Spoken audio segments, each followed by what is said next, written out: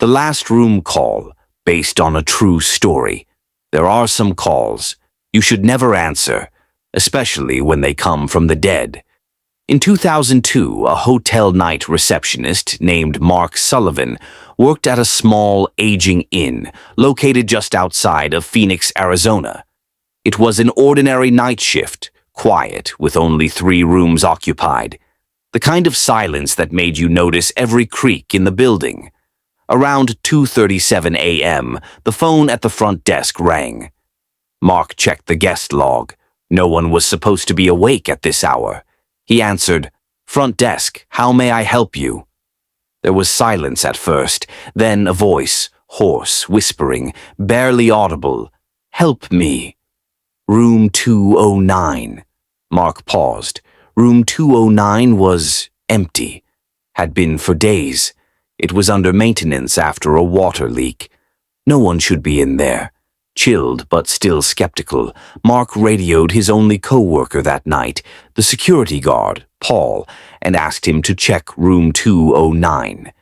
Through the CCTV monitor, Mark watched Paul walk slowly down the dim hallway, the static on the cameras oddly heavier than usual. Paul knocked once. Twice. No answer. From the camera feed, Mark could see something strange.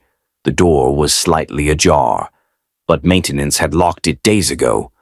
Paul pushed the door open and stepped inside. Almost immediately, Paul backed out, his face pale, gasping through the radio. "There's something wrong.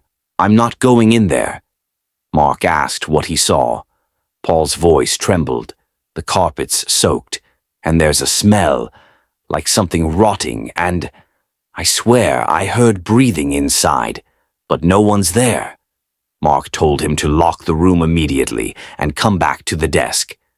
Curious and disturbed, Mark dug deeper into the hotel's old records. Turns out, room 209 had a history. 3 years earlier, a woman had been found dead there, Anna Whitmore, a guest traveling alone. She had drowned. But the strange part, there was no bathtub or pool.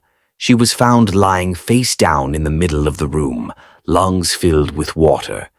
Police ruled it as an unexplained death. Since then, odd incidents happened, water leaking from nowhere, guests complaining of a woman crying at night, phones ringing from room 209 when it was vacant. Staff tried sealing the room multiple times. It never worked. That night, just as Mark and Paul were about to leave, the phone rang again. This time, it came straight from room 209.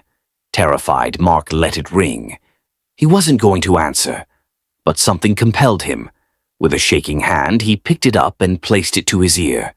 At first, silence. Then, a wet, gurgling breath. And a voice, hoarse, broken, whispered, "Why didn't you help me?" Mark slammed the phone down, heart racing. The next morning, room 209 was permanently sealed off. No guests, no staff allowed inside. Concrete was poured to block the door entirely. But even today, former employees claim that if you pass by late at night, you can hear a faint dripping sound. And sometimes, just sometimes, the phone at the abandoned front desk rings once, long and slow. Some calls are never meant to be answered, and some souls never find peace.